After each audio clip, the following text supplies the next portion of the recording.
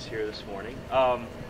When I first heard about this collection, and the collection is called Rigor Amortis, and you can find it on Amazon, and we're trying to get it into bigger stores, but it's getting there. The whole collection sort of started off as a joke on Twitter with one of the editors making some sort of a joke about, wouldn't it be funny to have a book of zombie romance stories called Rigor Amortis? So a bunch of us sort of jumped in, and there's like 32 authors. We're all over the world, and so it's pretty cool to have been a part of this. When I heard about it, I never really thought much about. I write a lot of speculative tales and horror tales, but I've never really been all that interested in writing zombie stories.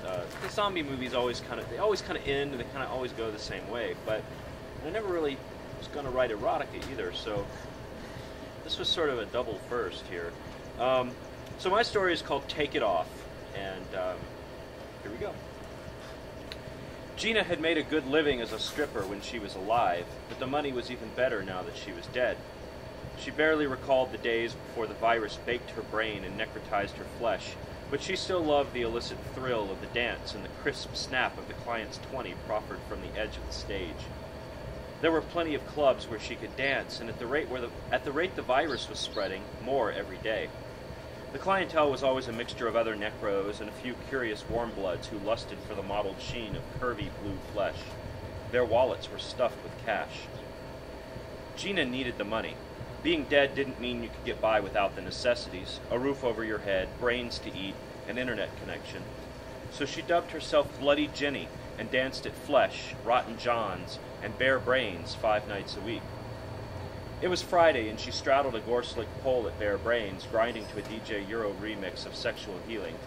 She glimpsed a big African-American warm blood through the fibrous haze of smoke, sitting alone at a table 10 feet from the stage, draining what looked like 5 fingers of bourbon. His eyes were fixed on her quivering, pallid boobs. She didn't mind the stare, it went with the job. What bothered her was the houseplant on the table next to him. Who brings a fucking houseplant to a strip club? The leaves were long and skeletal, like fingers, gray in the murk of the club. The warm blood waved to Benjamin, and Gina decided she'd pay him a visit when her routine was done. A parting of lips that might have been a smile ghosted his face, and as she shambled over. She allowed him to tuck the worn bill into the microscopic band of her thong. Gina was too professional to savor the living heat that pulsed from his languid frame. Time for that later, she suspected. "Hi, I'm Bloody Jenny," she purred, eyeing the tubular stems of the plant. They appeared more pod than leaf, bulging with internal orbs and terminating in a turgid head. She knew where this was going and didn't mince words. "What's with the houseplant? You want me to fuck it?"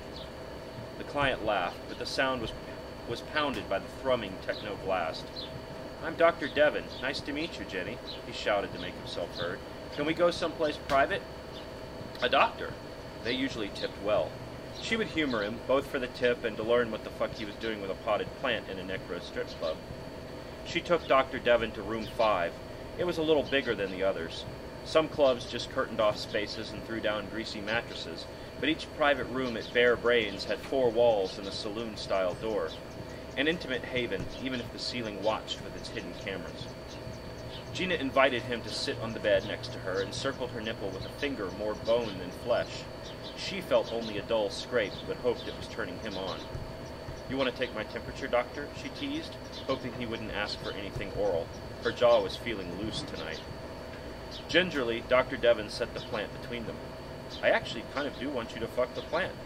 His laugh was sour with bourbon. He thrust one of the phallic pods in the general direction of her hips. Gina shook her head. "You're even crazier than most warm bloods who come in here." "Maybe. Is my money not good enough?"